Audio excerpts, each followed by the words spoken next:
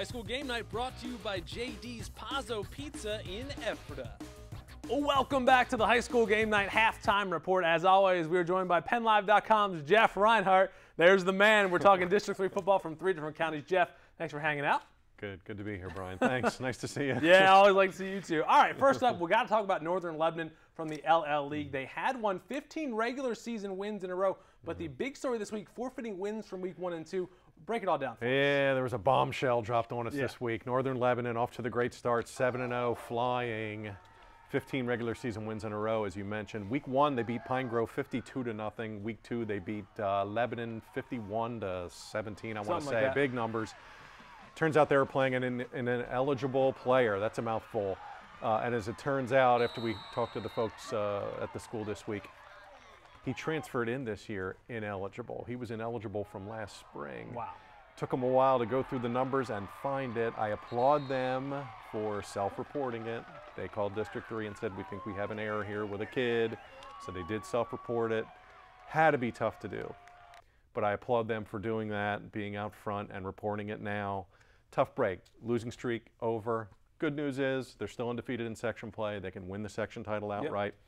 They slipped to 19th in the district rankings, though. Just 5 wins now coming into week 8. So they might have to run the table to make districts. Yeah, should be interesting end of season for them. But over to the York Adams League now. Hanover is an unbeaten squad. The Nighthawks. How about that? How impressive have they been? Really impressive. This is a 2-8 team last year and a program that won 4 games over 4 years. Yeah. And Bill Reichert's team now undefeated coming into this week. Wow. Number 1 offense in York Adams, which I really like. Jordan Lockman, 734 rushing yards, tops in York Adams. Kyle Kraut, right here, 15 touchdown passes, that's tops in York Adams. Number 1 offense is mentioned.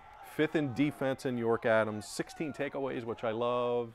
+7 in turnover margin, which I love. That's a great number. Looks like they'll get one more kind of tester here. They'll get Big Lurville, which has just 1 loss in York Adams Division 3 in week 9. Wow, what a story. I mean, they're going to try to run the table here. Like I said, 4 wins in 4 years. That's amazing. And we'll see how they finish out in York Adams 3, and we'll see District 3 AA where they end up there. But just a phenomenal story in York Adams, these guys. One of the best names in all District 3, the Nighthawks. Absolutely, love that. Finally to the Mid-Penn's Keystone Division, a 4-way tie for first between Bishop McDevitt, Cedar Cliff, Lower Dauphin, and Susquehanna Township. How does all of this finish out? Oh, wow. Yeah, pretty crazy. I mean, talk about a log jam. 4 teams there with 1 loss each. They've all kind of been beating each other. McDevitt lost to Hannah. Lower Dauphin lost to Cedar Cliff. Hannah lost to Lower Dauphin. Cedar Cliff lost to Bishop McDevitt. 2 games to keep an eye on here down the stretch for sure. This week, Susquehanna Township plays Cedar Cliff, and in week 10, Bishop McDevitt plays Lower Dauphin. So those 2 games there should decide this. Pretty much. Pretty much, we hope. But this just has tie kind of written all over it, does it not, when you look at it? Crazier things have happened, though. Who knows?